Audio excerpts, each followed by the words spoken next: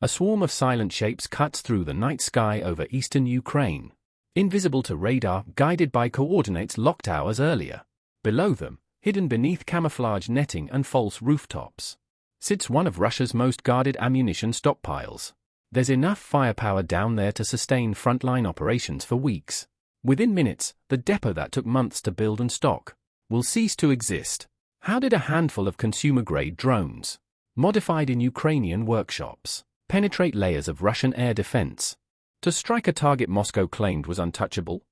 In late December 2024, Ukrainian forces conducted a precision drone strike against a Russian ammunition depot reportedly located in occupied Luhansk Oblast.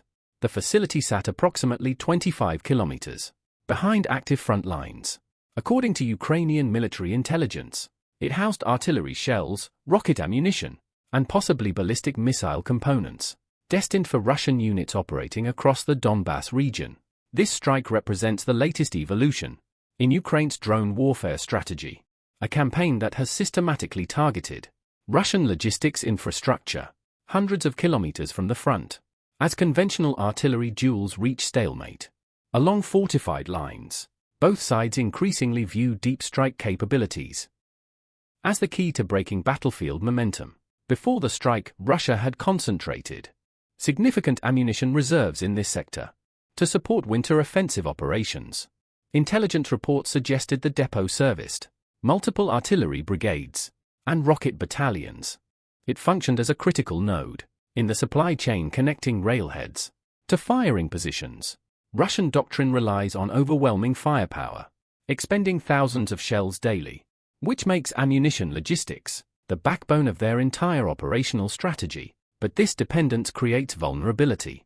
Every shell fired at the front must travel through a limited network of storage sites, transfer points, and distribution hubs. Ukrainian intelligence had been mapping this network for months, identifying choke points where a single successful strike could cascade into ammunition shortages across entire sectors.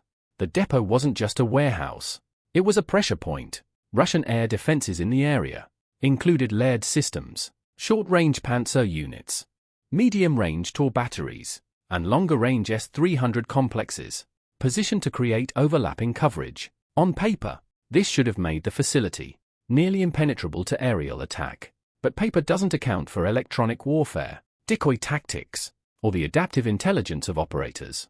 Learning from every failed strike, the operation likely began hours before the drones launched. Ukrainian intelligence units analyzed satellite imagery, intercepted communications, and reports from local partisans.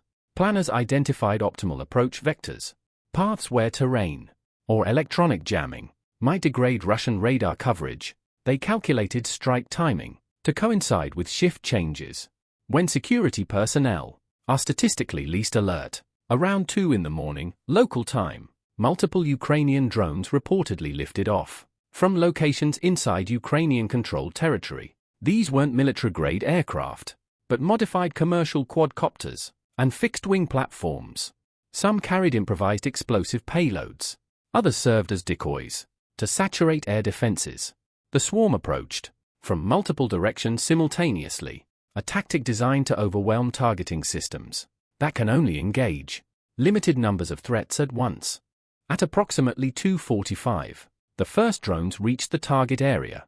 Russian air defense systems activated, engaging several decoy units, while the primary strike drones maneuvered closer. Footage later released by Ukrainian sources shows infrared imagery of the depot compound. Moments before impact, vehicles parked in precise rows, guard towers illuminated, ammunition bunkers arranged in standard configurations. The explosions began at 2:47. Initial detonations from drone payloads triggered secondary blasts as stored ammunition ignited. Within seconds, the depot transformed into a chain reaction of fire and shockwaves. Satellite sensors, hundreds of kilometers away, registered the heat signature. Seismic monitoring stations recorded ground vibrations, consistent with massive, conventional explosions. By 3 in the morning, the site burned uncontrollably. Ammunition continued detonating for hours, preventing firefighting efforts. and forcing evacuation of nearby Russian positions. By dawn, the depot was reduced to cratered earth and twisted metal. Ukrainian military intelligence publicly claimed responsibility for the strike. On December 28, 2024, they released video footage purportedly showing drone approach and impact. The footage, verified by multiple open-source intelligence analysts, displays infrared targeting imagery consistent with commercial drone thermal cameras. Satellite imagery from commercial providers captured before and after comparisons of the depot location. Pre-strike images show intact structures and organized ammunition storage areas. Post-strike imagery reveals extensive structural damage, blast craters, and thermal scarring patterns consistent with ammunition detonation. Russian official sources initially denied the strike occurred, then later acknowledged a minor fire at a logistics facility without confirming the cause. Local social media posts from occupied territories reported hearing sustained explosions throughout the night. Residents described windows shattered kilometers away. Independent military analysts estimate the depot contained between 10,000 and 20,000 artillery rounds, based on facility size and standard Russian storage protocols. Complete destruction of this stockpile would represent ammunition consumption equivalent to 3 to 5 days of intensive Russian artillery operations across the sector. Russian military bloggers, often more candid than official sources, acknowledged significant damage, but disputed Ukrainian claims about the depot's strategic importance. Some suggested the facility held older, less critical ammunition types, scheduled for disposal rather than frontline supplies. The exact type and payload capacity of drones used remains unclear, while Ukrainian sources reference modified commercial drones. Specifics about modifications, explosive payloads, and navigation systems weren't disclosed for operational security reasons. Some analysts questioned whether the strike involved longer-range military drones rather than commercial platforms. Casualty figures also remain unverified. Ukrainian sources didn't provide estimates. Russian sources made no acknowledgement of personnel losses. Given the timing, early morning, casualties were likely limited. The exact impact on Russian operational capability is subject to interpretation, while the immediate loss of stored ammunition is confirmed. Whether this translates to reduced artillery fire rates depends on Russia's ability to reroute supplies from other depots. For Ukrainian drone operators conducting this mission, the strike represents both technical achievement and moral weight. These operators, many formerly civilian engineers or hobbyists, now sit in darkened rooms, hundreds of kilometers from their targets. They're guiding improvised weapons toward ammunition that would otherwise kill their countrymen. On the front lines, they carry the burden of making split-second decisions, with consequences measured in lives saved or lost. Russian soldiers stationed near the depot likely experienced terror as secondary explosions erupted around them. The helpless fear that comes when your own ammunition becomes the weapon killing you. Those assigned to guard the facility may have died in the initial blasts or survived, only to face military tribunals questioning how they failed to prevent the attack. Both outcomes represent tragedy, lives ended or destroyed by decisions made far above their rank. Civilians living in occupied areas near the strike zone endured hours of explosions echoing through the night, windows rattling, children crying, uncertain whether they should shelter in basements or flee into darkness. War makes no distinction between combatant and bystander. When ammunition depots detonate, these families wake each morning, not knowing which direction death might come from next. Modern warfare increasingly resembles economic warfare, disguised as military operations. Victory doesn't necessarily come from destroying enemy tanks in direct combat. It comes from destroying the fuel depots, that would have powered those tanks. The ammunition bunkers, that would have armed them. The supply convoys, that sustained them. Think of armies, not as fighting forces, but as complex machines that consume resources at staggering rates, cut the fuel lines, and the machine grinds to a halt, regardless of how sharp its blades are. This strike demonstrates the asymmetric advantage of precision over mass. Russia maintains artillery superiority in shell count and tube numbers, sometimes outfiring Ukraine 5-1, but that advantage depends entirely on logistics, on ammunition flowing continuously from factories through depots to firing positions.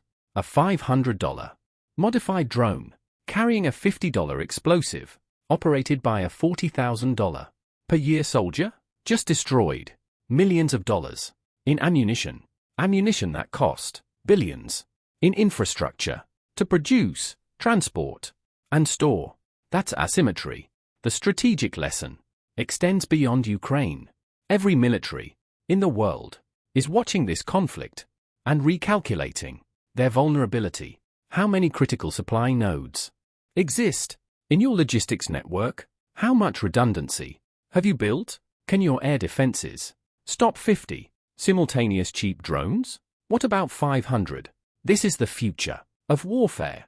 Swarms of expendable platforms targeting the unglamorous but essential infrastructure that makes conventional military power possible. War is no longer won exclusively on the battlefield where soldiers meet.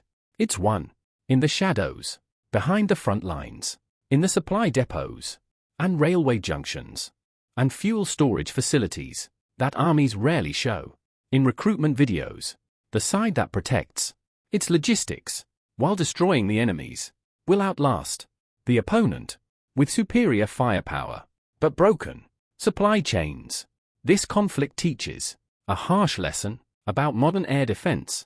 No system is impenetrable when attackers can afford to lose 80% of their drones, as long as the remaining 20% reach the target. Defense is expensive. Each missile costs more than the drone it destroys. A fence can scale cheaply, build more drones, modify more commercial platforms, launch more swarms. The economics favor the attacker, and economics ultimately decide wars. War is not a boxing match where both sides trade blows until someone falls. It's a chessboard where victory comes from controlling spaces your opponent needs but can't defend. Ukraine doesn't need to match Russia shell for shell. It needs to destroy the depots where those shells sleep. A Russian ammunition depot that took months to stock was reduced to craters in minutes by drones costing less than a single artillery shell. Thousands of rounds that would have rained down on Ukrainian positions will never be fired. Somewhere along the Donbas front, Russian gunners will ration ammunition more carefully tomorrow than they did yesterday. The invisible battlefield, the war of logistics and supply lines, just claimed another victory, one that will ripple through frontline operations. For weeks, Russia will likely accelerate air defense deployments around remaining depots. Expect increased Pantsir and Taurus systems reassigned from frontline air defense to re-area logistics protection that may weaken coverage where ground forces operate. This creates a dilemma: protect supplies or protect troops. There's no good answer. Ukraine will probably expand deep strike drone operations. Success breeds replication. Ukrainian drone units will study this operation's tactics and apply its lessons to fuel depots, command posts, and transportation infrastructure. Each successful strike validates the investment in drone warfare over conventional systems. Russian supply routes may shift deeper into occupied territory. Moving depots farther from front lines reduces drone range effectiveness, but increases truck transport time and fuel consumption, creating new vulnerabilities. Logistics is a zero-sum game. solve one problem by creating another. Both sides will intensify electronic warfare countermeasures, jamming, spoofing, and navigation disruption technologies. The drone versus defense arms race accelerates, with each innovation spawning a counter-innovation. Within weeks, militaries worldwide, observing this strike, will reassess their own logistics vulnerability and invest in counter-swarm technologies. New defense markets and new strategic priorities are being created right now. The depot is gone, but the lesson remains. In modern warfare, the unseen battles fought over supply lines may matter more than the visible battles fought over territory. Every destroyed ammunition stockpile represents artillery fire that will never reach its target. Lives spared by logistics interdiction rather than direct combat. This is war's brutal mathematics. Victory often belongs not to who fights hardest, but to who plans smartest and strikes where it hurts most.